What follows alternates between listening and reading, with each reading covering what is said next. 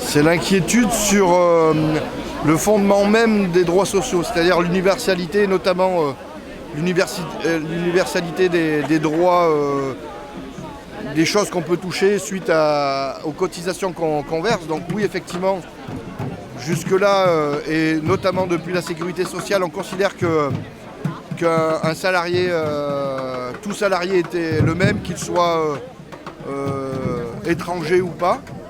Et que là, ça remet en question cet aspect-là, puisqu'en fait, un salarié étranger cotisera, ou pourra cotiser, mais n'aura pas le droit aux mêmes prestations. Donc oui, effectivement, c'est une inquiétude, mais c'est une inquiétude qui, si j'avais envie presque de dire, ça va au-delà. C'est-à-dire que aujourd'hui, c'est les étrangers, demain, ça sera les travailleurs français.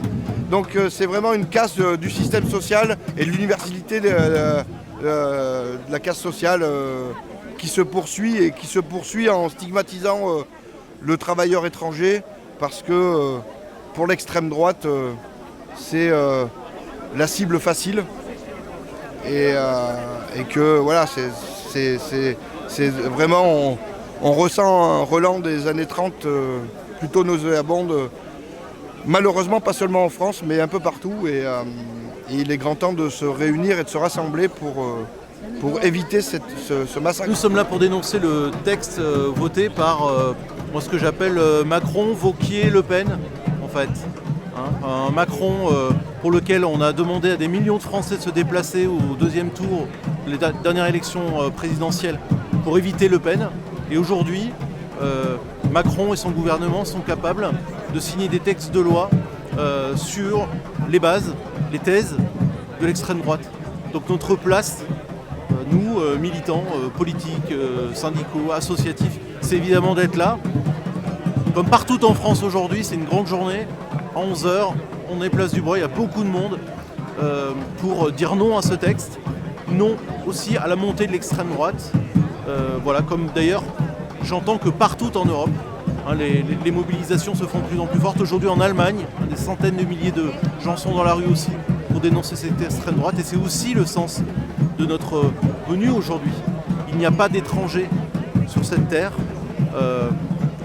Voilà, belle parole. Et ce texte veut fouler aux pieds l'histoire de notre pays, le fondement même de la sécurité sociale, le fait qu'on ne soigne pas les gens de la même manière parce qu'ils ont telle ou telle nationalité. C'est terriblement injuste, ça rompt avec la fraternité, ça la foule aux pieds. Donc non, nous sommes contre et nous serons encore contre demain s'il le faut. Non, mais moi, s'il y a un truc qui m'énerve encore plus, c'est la façon dont c'est fait. C'est-à-dire qu'on nous explique, Macron le premier nous explique, ne vous inquiétez pas, le Conseil constitutionnel va faire son travail. Mais le Conseil constitutionnel n'est pas un organe législatif. Et d'ailleurs, le président du Conseil constitutionnel l'a bien rappelé au gouvernement. Non, mais la bête, elle s'est jamais complètement, elle est jamais morte. Bon, on le voit bien. Et aujourd'hui, il y a une internationale réactionnaire, fascisante, etc. dans le monde entier. C'est pas simplement ici.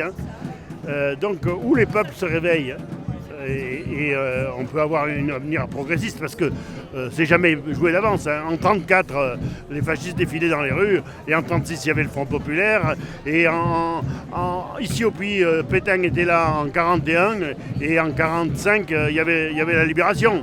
Donc c'est jamais fait d'avance. Mais et puis c'est le combat qui détermine l'avenir.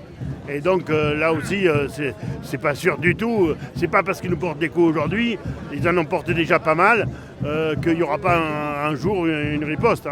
Mais il faut se motiver, il faut s'unir, etc.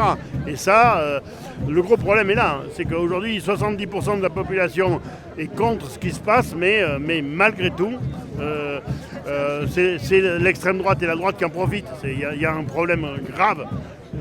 Mais c'est les humains qui font l'histoire. Il y a les trahisons de la gauche qui ont découragé une grosse partie du peuple de gauche. Ça, c'est première chose. Le mandat de Hollande a été une catastrophe. Mais il n'y a pas que ça. Il y a aujourd'hui, c'est que les gens sont déboussolés sur l'avenir. Et donc, dans le désespoir, naissent les monstres.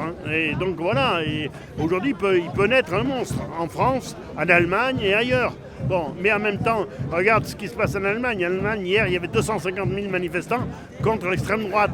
Donc ils n'ont pas gagné. J'espère qu'ils gagneront jamais. Mais il va falloir se battre.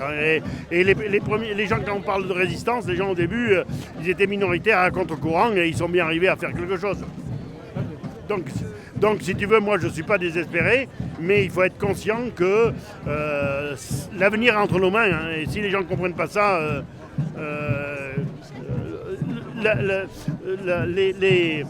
l'extrême droite progresse sur le désespoir, elle progresse sur l'absence de mobilisation, elle progresse sur tout ça, et donc il faut créer tout ça, il faut créer la mobilisation, etc. Voilà, et donc moi je pense que c'est possible de renverser le courant et que l'avenir n'est pas joué encore, hein. Sûr. Que ce soit ici, en Europe, alors que les coûts sont réels, il faut pas être naïf. Surtout, mon texte, c'est pas de dire on va s'en sauver tout seul. Non, on s'en sauvera si les gens se mobilisent.